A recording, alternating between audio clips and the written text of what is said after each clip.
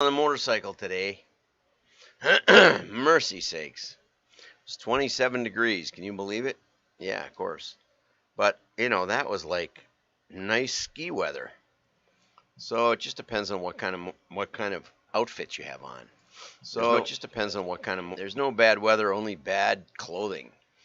5, 4, 3, 2, 1. I'm John Miglosh for the Wisconsin DMA and the International Society for Strategic Marketing. Well, before we start, I just want to say there's a webinar coming up, and I'm not quite sure how to promote it. We sent out an email last week. Probably we have to send out another one. I'll start posting on LinkedIn now, but LinkedIn's broken, and I want to talk about that too. But this is a way to talk to your CFO about the expected sales and profits in any kind of marketing campaign, but especially mail. That's where it got started, and that's where it works the best. And I think it's going to be a really good one. It's going to be a week from tomorrow, so I think it's the 30th at 2 or 3 in the afternoon, something like that. But the details are at wdma.org, and I hope to see you there. There's a small charge if you're not a member, but, if you join, woohoo, it's free. Anyway, let's get over to the holiday spirit. Here we go. Cashback? I'm not sure what cha-ching is. Cha-ching. No, they're not advertising day of cha-ching. Rakuten gave to me cha-ching on decor, cha-ching at thousands of stores, cha-ching on gifts with wheels, cha-ching on awkward meals, cha-ching on everything. I thought they were advertising cha-ching. That's what they should have named it. But it is like a lot of stuff. Cha-ching on hand mixers, cha-ching on light fixtures, cha-ching on toilet doesn't sound like that much stuff. So anyway, you get cash back. It's Rakuten, which they don't mention until they kind of show it on a screen in the beginning and then they show it at the end. But I didn't look it up. It sounds interesting. But, if they could have worked Rakuten in there instead of cha-ching, it sounds like they were, maybe they could have gotten cha-ching as a URL or something. Anyway, I just do this stuff to make a happy noise at the beginning of the show. Let's get over to the regular news. Okay, let's see. We got to click on this thing. Okay, I'm starting with LinkedIn being broken. Now, a year ago, 2 years ago, 3 years ago, when I started this live stream, I would get easily 200 views almost every day. Whatever a view is on LinkedIn, I'm not exactly sure. I would get something like 200 views a day, and on average, some days would be 500, some days would be 100. Even 6 months ago, I was regularly getting 100 views a day. Now it's more like 20, 25. It's really low, and I do work a little bit on this, trying to make it fun. But I can't remember if it was David Rosendahl or Matthew Parker who suggested doing a poll last Friday. They have a little thing every Friday. They keep track of how you're doing in acquiring new followers. And so I thought, well, I'll do a silly poll and see if it really matters to LinkedIn. Okay? So this is my poll. Do you use polls to get more LinkedIn views? I mean, it was just purely like clickbait, right? And almost 50% said, no, I don't believe in fake polls. Now, see, I added this text on there sort of to make a point and sort of to make a joke, right? I don't believe in fake polls because as polls go, this is a convenience sample. Not only is it a convenience sample, so I got 38 votes, but I don't know who the votes are from. I mean, maybe I do. Maybe I can find out. But I don't know any kind of geodemographic spread or anything. All I know is that I got 38 votes. So I don't even know what the sample set is. So it's clearly any poll you run on LinkedIn is going to be fake. That's just the way it is. I'm just trying to give you a little statistical input here. Then I said, yes, I like to do these polls because studies show, that phrase, studies show, always works. Ironically, in the next article, there's a studies show in the headline from Ray Schultz. That one wasn't very popular. Yes, anything for a new follow. See, I told Jerry Bernhardt that he should use this one because he actually does do serious polls, and he wrote me a really nice note. He's a nice guy. Anyway, I checked this one. Yes, anything for a new follower. They chop them off though. They don't let you use that. They have to, they have a very severe limit, worse than Twitter. Or no, I ask Rosendahl the answer, who is my friend who has all the answers. And so over 80% of the respondents said they don't use polls at all. So here I'm going to show you now how this came out. Okay, this is just from Saturday or from Friday morning. So, just over the weekend, just starting now, almost 6,000 views. My show on Friday morning had 20 views, maybe not even. I don't remember. I didn't look it up this morning, but so I'm contending that LinkedIn is clearly broken. They didn't look at this poll. I can't imagine that they did. There aren't that many votes. There aren't that many comments. I get that many comments almost every day. There aren't even that many likes.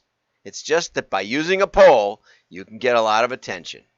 Rosendahl made the comment that because he had a poll that had 87,000 views, and he said that it was worth $5,000 or something. So mine would be worth, $1,000 or $500 or something. I don't know. But the point is that I got maybe 10 new followers. So was it worth something? I don't know. But this is the way AI algorithms work. When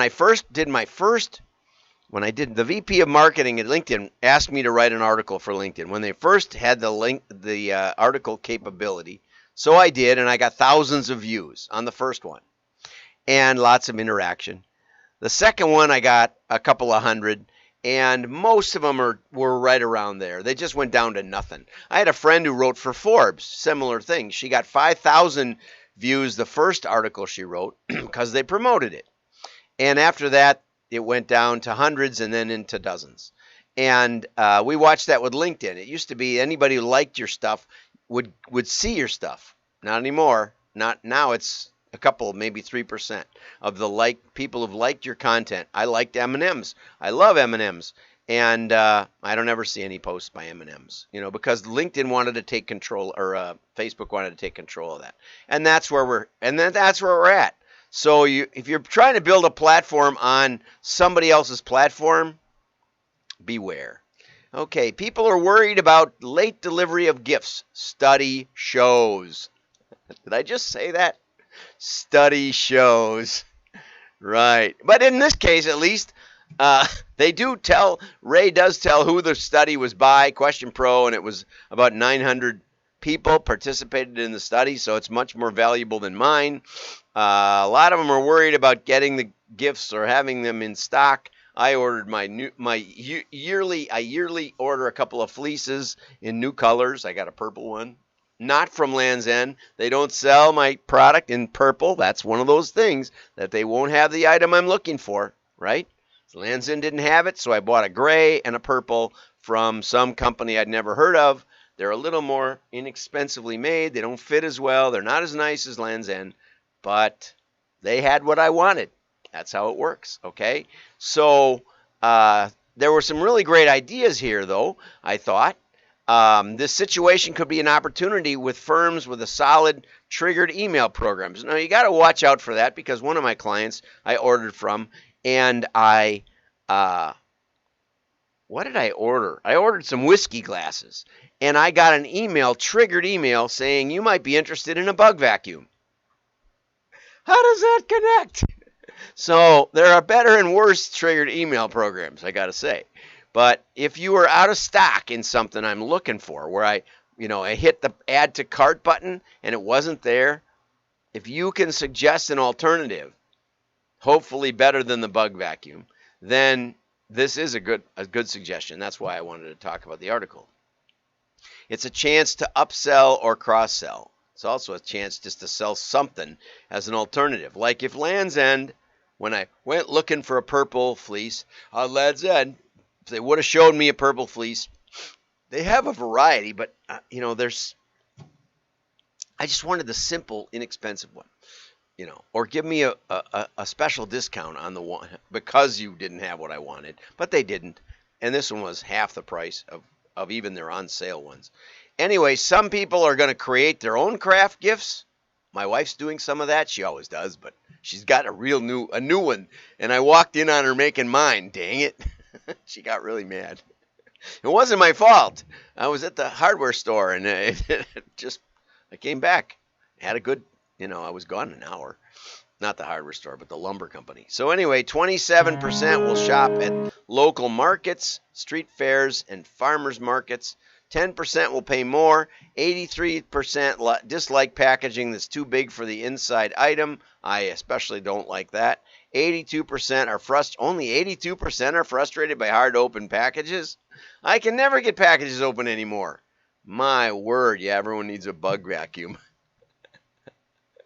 Okay, so, and we're seeing that same kind of trickle down of labor shortages and things in the holiday catalog market. The truth is, in catalogs, that increased consumer demand and increased popularity of catalogs means that they can't get enough paper.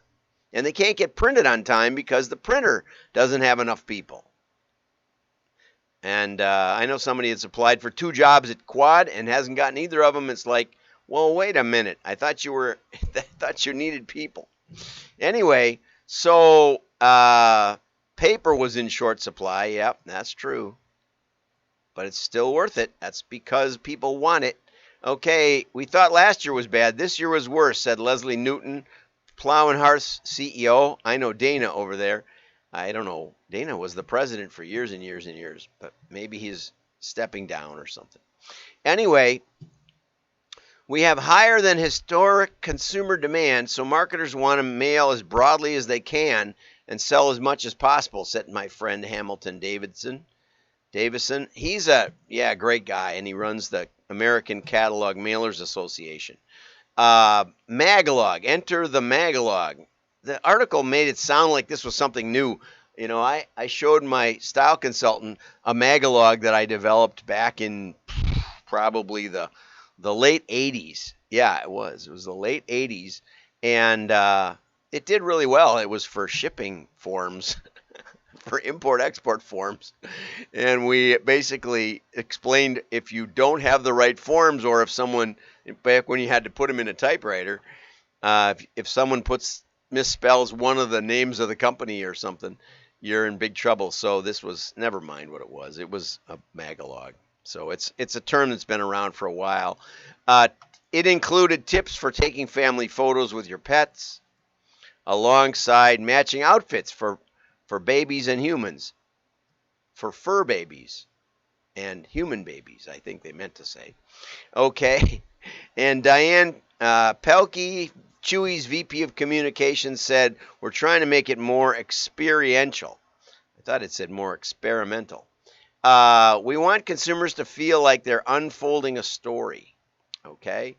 Irene Brunell from Uncommon Goods said that we cut the circulation in 2020 by 80% because of the precariousness surrounding the supply and distribution channels. This year, the book is back to normal circulation, so that's an increase of 25%.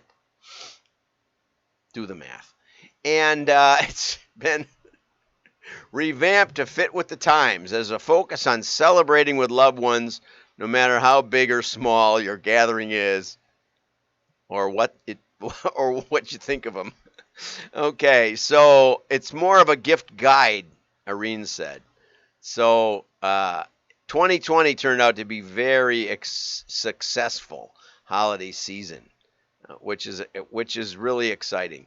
And Plow and Hearth, it said, moved their first catalog drop up to October 4th, which is good because later in the article, it talks about how her printer of 30 years is experiencing labor shortages and multiple issues of their catalog land back to back, which is avoided if you spread it out earlier.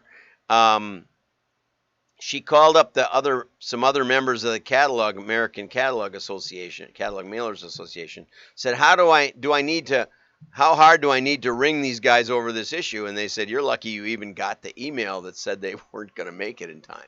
Okay, so that's from Tara Weiss.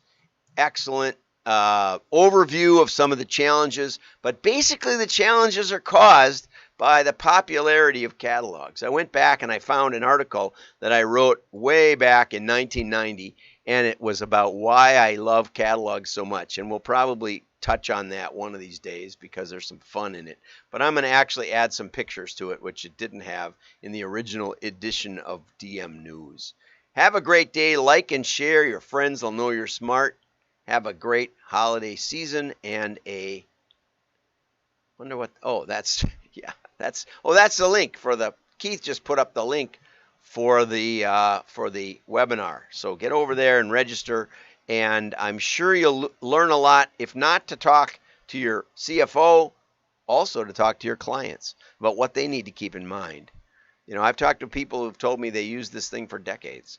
It's very simple, very straightforward, and if you register, I will get you a copy of the spreadsheet that was so popular when we first got started. Thanks for watching. Have a great day. Make a comment, share it. Maybe we'll get up over 24 likes or whatever, shares or views or something.